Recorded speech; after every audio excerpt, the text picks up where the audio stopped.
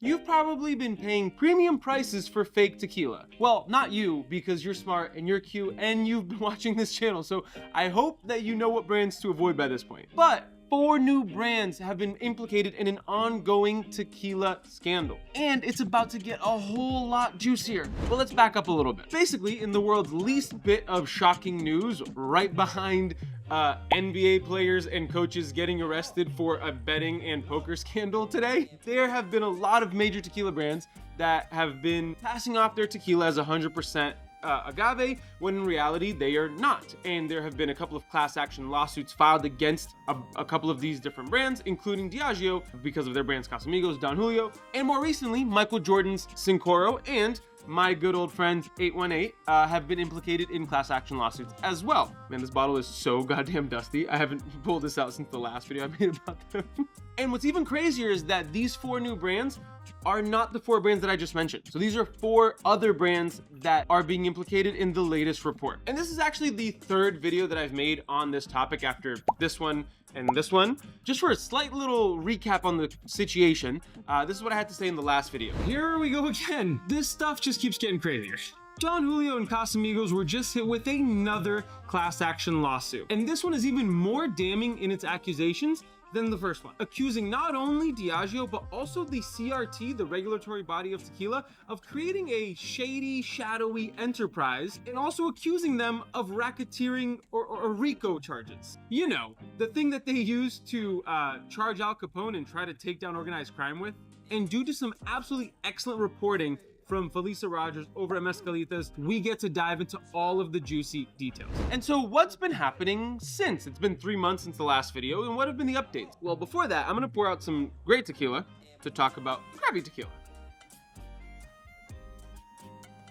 Basically, there's this gentleman named Remberto Galvan Cabrera. He's basically the spokesperson for the agave farmers, which I mentioned in the first video that they were the ones who originally were bringing protests to the CRT headquarters through the streets of Jalisco in Mexico to try and cause some change, because they're the ones getting hurt the most by these adulterated tequilas going into the market. And I got an email like 2 weeks ago from him, and it was a press release, but I've been in the middle of a move, so it's been a little hectic in my life, so I wasn't able to actually read the whole thing until I actually, you know, couple days later, I saw the report that came out from Felisa Rogers on Mezcalistas. Felisa has been covering this extensively, and if it weren't for her, I wouldn't be able to make these videos. She's doing such an incredible job with this and keeping us all up to date on what's been going on. So basically, Remberto put out a press release talking about how they have 4 new unmentioned tequila brands, and these are major tequila brands that they have sent for testing in a lab in France, and they have come back and confirmed that they are adulterated. They bought these bottles at a major retailer in Mexico, and to ensure transparency, they had a public broker witness the purchase, and then immediately after purchasing these bottles, they sent them for testing. And this was all documented to really protect the chain of custody on this evidence. So it wasn't just like some guy bought something, did some tests, and then said, oh yeah, it's adulterated. No, like they were very thorough in their procedures to getting these bottles to then being able to test them. And so you might be thinking, how bad are these tests? Well, some of the tests that they got back they're not even meeting the minimum standard for something to be considered a misto. A misto is a tequila that is only 51% agave, and the rest of it is made up with other alcohol. Some of these products aren't even meeting that bare minimum requirement, and yet they're still being labeled as 100% agave, which is so wrong on so many levels. And we've talked about why it's wrong in the other videos, but like that's wild that some of these are not even hitting, like some of them are like only like 30-something% agave rather than what is supposed to be 100%. He says that he had reached out to 3 different government officials or government offices to talk about this, and then there was no response from basically any of them, except for I think one of them responded, but with no timeline of any action or anything. And so he released this press release, and it's implicating what he is calling 4 major tequila brands, which they are currently withholding the name of these 4 brands at the moment. I'm probably assuming for some legal reasons. Felisa, in her reporting, has said that she saw the names of these brands, and she knows that these are major brands. And one of the bigger things from the press release that Remberto gave and the press conference that they did on the 16th of October is that they are now calling for President Claudia Sheinbaum of Mexico to actually get involved in this. Like, that's a wild escalation of all of this. And obviously anyone can kind of ask for the president to do things, and there's no guarantee that she'll actually take this on, But the takeaways that I'm getting from this update is a couple of different things. The longer this goes on, more and more of the major brands, which, you know, I've talked a lot of crap about a lot of the brands getting named in these lawsuits and in these things, so it kind of feels a little validating for all of the content that I've put out for the last couple of years.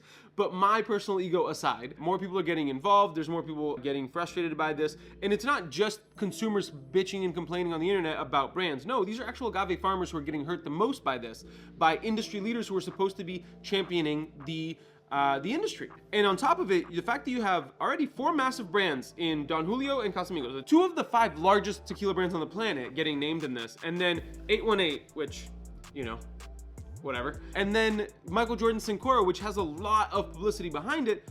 All of those getting mentioned is already massive. And then you have 4 more that haven't been named publicly quite yet that will hopefully come to light soon. Like, this is an escalation. There's more going on, there's more brands doing it, and it kind of lends itself to the credence of what Remberto had stated, and he said that this is a monopoly, and it goes back to them talking about the shadowy organization that the CRT is kind of running here, where they are passing off adulterated tequila is 100% agave. And one of the quotes that I liked, I think really encapsulates what they're trying to get at is Roberto Galvan says, the CRT certifies a product as 100% de agave, when it isn't. With these tests, we prove it. The organization acts as a monopoly that favors industrialists, marginalizes small producers, and puts public health at risk. I think that last one is important because it's not just like something small. It's like the fact that if there's no actual oversight, then it's not the first time major companies in the history of the world have put bad things in their products just to make more money. But the fact that they have this proof and these tests, like it's showing that it actually is a health issue. You might say it's anticlimactic that we don't know the names of these 4 brands. I view it from a different perspective. I actually view it from the perspective of things are heating up, things are getting crazier, and this promises to not slow down anytime soon. There's been so much drama that's been going on in the tequila world between the tequila matchmaker stuff and then all of these class action lawsuits getting filed. It's just been ongoing, and at some point you think, oh, it must die down eventually, but no, it seems to be getting crazier. And so what's next? Well, it seems like everyone's just kind of holding their breath to see what comes next. There are developments happening in the US on the class action lawsuit side. There are the developments from the Mexican side where they're trying to get the authorities involved and now trying to pursue some help from the Mexican president. All of this seems to be getting crazier. I'm just waiting until the day that these 4 new brands are named publicly. And then I'm sure when that happens, even more things will start coming out. Overall though, I think it's just a crazy continuation of the story that we've been seeing play out for the last several years. And if you've been on this channel for any length of time, it seems really funny that we've been able to kind of track this even without knowing that the stuff was going on. I'm not saying I knew, I'm not saying that at all. I'm just saying these were bad products before. But now we're getting proof that they were not only bad products, they were actually actively lying to people. And knowingly lying to people, it seems. Allegedly, you know, if you will. But anyway, I hope you enjoyed that update, and subscribe because I'm sure there's gonna be more coming. I hate when people say that. I used to say it a lot. I don't say it anymore. But do subscribe because we've got more updates coming down the line. Cheers.